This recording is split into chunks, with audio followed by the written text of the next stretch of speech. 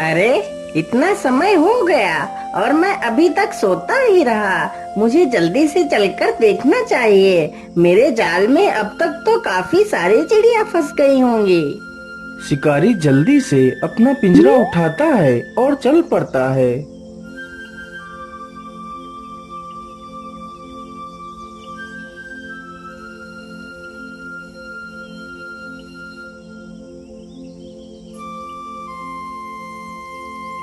अरे वाह वाह, आज तो मेरे जाल में ढेर सारी चिड़िया फंस गई हैं। आज तो बाजार में मुझे ढेर सारे पैसे मिलेंगे।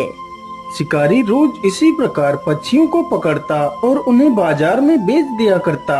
इसी प्रकार वह अपना गुजारा करता था। एक दिन की बात है, शिकारी जंगल में गया तो देखता है, हाय हाय, आज तो मेरे जाल में एक भी चिड़िया नहीं फंसी है। अब मैं क्या करूँगा?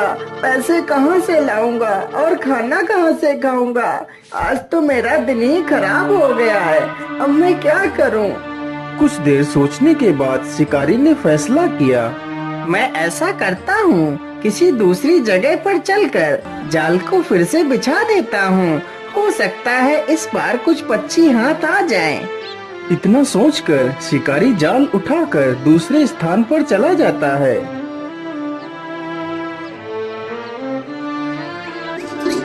हाँ हाँ, ये स्थान सही रहेगा। मैं अपना जाल इसी जगह पर बिछा देता हूँ। यहाँ पर मुझे जरूर कुछ ना कुछ मिलेगा।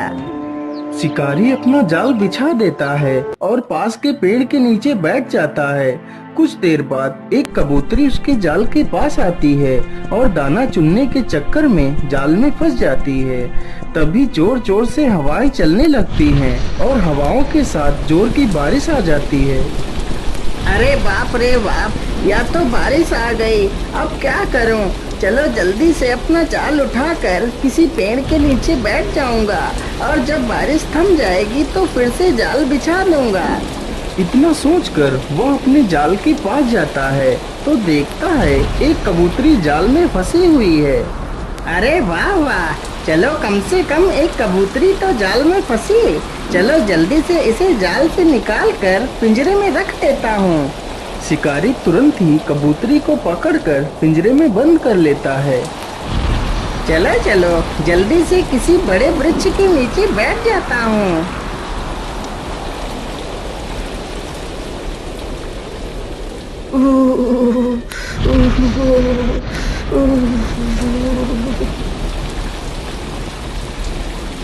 बारिश के साथ चल रही तेज हवाओं की वजह से शिकारी थर-थर कांपने लगता है।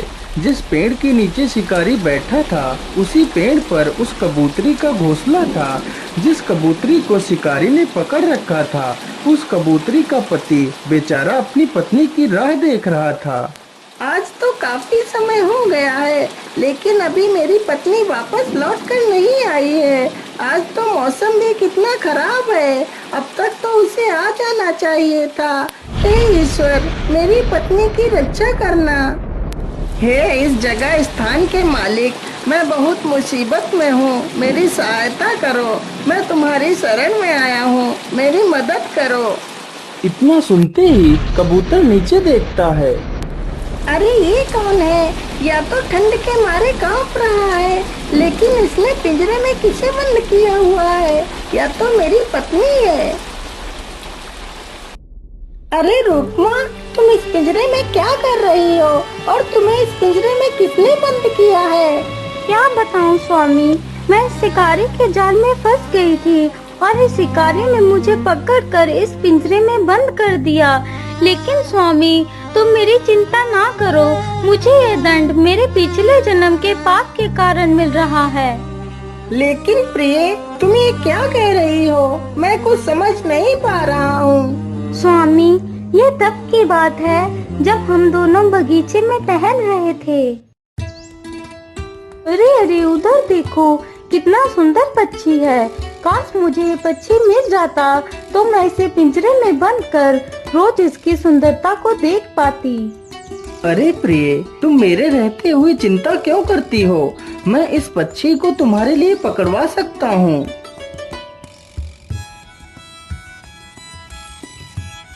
अगले ही दिन रतनलाल एक शिकारी के पास पहुंचता है। अरे ओ कानू शिकारी, मुझे तुमसे कुछ काम है। अरे बोलिए रतन भैया, आपको मेरी क्या आवश्यकता पड़ गई? कानू भाई, मुझे एक चिड़िया पकड़वाना है। यदि तुम मुझे उस चिड़िया को पकड़ कर दे दोगे तो मैं तुम्हें उस चिड़िया के बदले जितनी भी कीमत मांगोगे मैं तुम्हें दे सकता हूँ। हाँ हाँ, क्यों नहीं रतन भैया, आप बस मुझे उस चिड़िया का घोंसला दिखा दीजिए। उस चिड़िया का घोंसला कहाँ पर है, मैं तुम्हें चिड़िया पकड़ कर दे दूंगा। रतनलाल उस शिकारी को साथ में ले जाता है और चिड़िया का घोंसला दिखा देता है। कानू शिकारी पेड़ के नीचे जाल बिछा देता है और उसमें दाने डाल देता है। चलो चलो, जल्दी से झाड़ी के पीछे छिप जाता हूँ।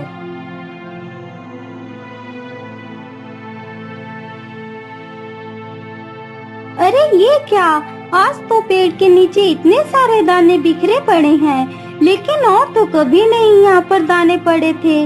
आज कैसे मिल गए? मुझे इन दानों को नहीं खाना चाहिए। हो सकता है ये दाने मुझे फंसाने के लिए यहाँ पर रखे गए हो। नहीं नहीं, मैं इन दानों को नहीं खा सकती। इसी प्रकार चिड़िया सोच में डूब जाती है। इतनी देर हो गई, अभी तक मेरे स्वामी नहीं आए हैं। मुझसे तो भूख भी बर्दाश्त नहीं हो रही है और मैं अपने अंडों को अकेले छोड़कर भी तो नहीं जा सकती। मैं ऐसा करती हूँ, इन दानों को ही चुग लेती हूँ। वैसे भी आसपास तो कोई भी नहीं है। इतना सोचकर चिड़िया पेड़ के नीचे उतर पड़ती है। जैसे ही चिड़िया दाना खाने के लिए आगे बढ़ती है, वह जाल में फंस जाती है। अरे वाह वाह, चिड़िया तो जाल में फंस गई। चलो जल्दी से इस चिड़िया को पकड़ लेता हूँ।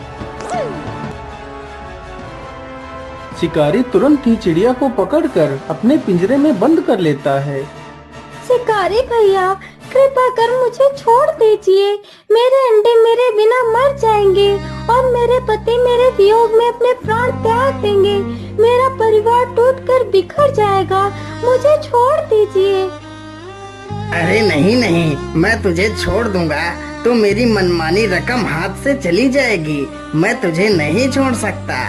चिड़िया बेचारी रोती रहती है, लेकिन शिकारी उसे नहीं छोड़ता।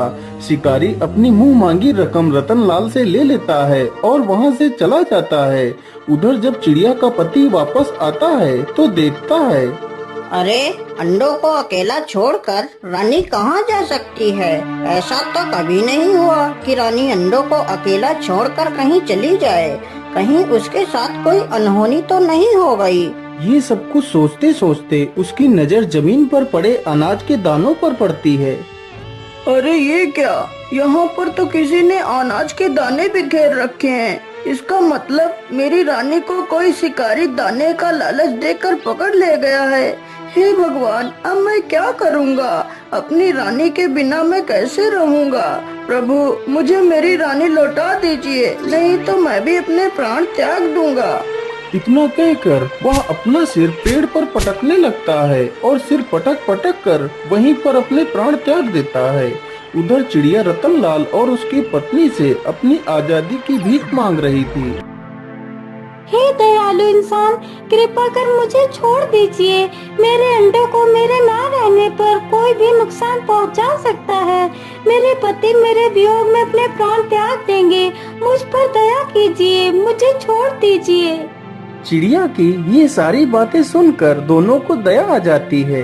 फिर वह दोनों चिड़िया को आजाद कर देते हैं, लेकिन जब तक चिड़िया अपने घोंसले में पहुंचती तब तक बहुत देर हो चुकी थी। हे भगवान, ये क्या अनर्थ हो गया? स्वामी, तुम मुझे छोड़कर क्यों चले गए? तुमने मेरी प्रतीक्षा क्यों नहीं की? अब मैं अकेले कैसे रह पाऊंगी? मुझे भी नहीं जीना है। हे प्रभु, मुझे भी मार डालो। इसी प्रकार तड़प तड़प कर वह चिड़िया भी अपने प्राण त्याग देती है। उस चिड़िया का पूरा परिवार तहस नहस हो जाता है। उसी चिड़िया का अभिशाप रतनलाल और उसकी पत्नी को लग जाता है, जिसकी वजह से अगले जन्म में वह दोनों कबूतर और कबूतरी बनते हैं। याद आया स्वामी, आज हम दोनों उसी चिड़िया के श्राप को भुगत रहे हैं। लेकिन स्वामी, तुम चिंता मत करो, यह शिकारी तुम्हारी शरण में आया है। तुम इसकी सहायता कर अपने धर्म का पालन करो। लेकिन प्रिय, तुम्हें इस हालत में देखकर मैं अपने धर्म का पालन कैसे करूं? नहीं नहीं स्वामी, तुम मेरी चिंता मत करो, तुम इसकी सहायता करो। बोलिए शिकारी भाई, मैं तुम्हारी क्या मदद कर सकता हूँ? मैं इसी स्थान पर रहता हूँ, तुम मेरे शरणार्थी हो, इसलिए मैं तुम्हारी प्रत्येक इच्छा को पूरा करूँगा। हे कबूतर भाई, मुझे बहुत जोर की ठंड लग रही है। यदि तुम मेरे लिए आग की व्यवस्था कर देते तो मेरा सारा जाड़ा छूट जाता। कबूतर तुरंत ही जाता है और लकड़ियां इकट्ठा करने लगता है।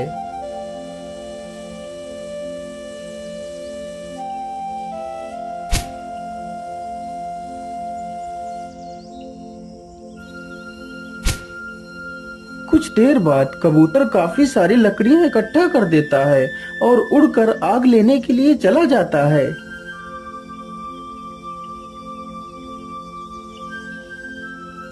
फिर कबूतर एक आग की जलती हुई लकड़ी उठाकर ले जाता है और पड़ी हुई लकड़ियों में लगा देता है, जिससे लकड़ियां जल उठती हैं और शिकारी की ठंड छूट जाती है। हे शिकारी भाई, मैंने तुम्हारी ठंड तो कम कर दी है। अब यदि तुम्हारी कोई इच्छा और है तो मुझे बता दीजिए। हे कबूतर मेरे दोस्त, तुमने मेरी सहायता की है, इसके लिए मैं तुम्हारा आभारी हूँ। यदि तुम मुझे कहीं से थोड़ा सा भोजन ला देते तो तुम्हारी बहुत कृपा हो जाती। लेकिन शिकारी भाई, मैं किसी बड़े अनाज भंडार का मालिक नहीं हूँ, लेकिन मैं तुम्हारी एक पहर के लिए भूख को शांत कर सकता हूँ।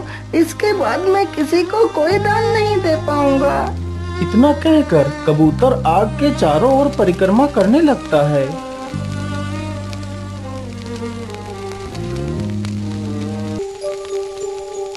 परिक्रमा करने के बाद कबूतर आग में कूद पड़ता है, जिससे वह शिकारी कबूतर के मांस को खाकर अपनी भूख को शांत कर सके। ये सब कुछ देखकर शिकारी की आंखें फटी की फटी रह जाती हैं।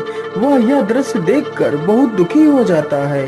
अरे राम राम राम, ये क्या किया तुमने मेरे दोस्त? तुमने मेरी भूख शांत करने के लिए अपनी ही जान दे दी। नहीं नहीं, आज मैं समझ गया मैं कितना बड़ा पापी हूँ। आज तक मैंने ना जाने कितने बेजुबानों को मौत के घाट उतारा होगा। नहीं नहीं मेरे मित्र, मैं तुम्हारे मांस को नहीं खा सकता। आज से मैं किसी जीव को नहीं पकड़ूंगा। इतना कहते कहते शिकारी भाव विभोर होकर रोने लगता है। जाओ जाओ कबूतरी बहन, मैं तुम्हें आजाद करता हूँ। आज के बाद मैं किसी जीव को नहीं पकड़ूंगा। हो सके तो मुझे माफ कर देना। हे शिकारी, जब मेरा पति ही जीवित नहीं रहा तो मैं जीवित रहकर क्या करूँगी? इतना कहकर वह कबूतरी भी उसी आग में कूद पड़ती है और अपने प्राण त्याग देती है। यह सारा दृश्य देखकर शिकारी दुख के सागर में डूब जाता है और वहीं पर तड़पने लगता है। अपना जाल और पिंजरा उसी आग में फेंक देता है और खुद भी उसी आग में कूद पड़ता है और अपने प्राण त्याग देता है। इस प्रकार तीनों को मुक्ति मिल जाती है और तीनों की आत्माएं सीधा स्वर्ग लोक को चली जाती हैं।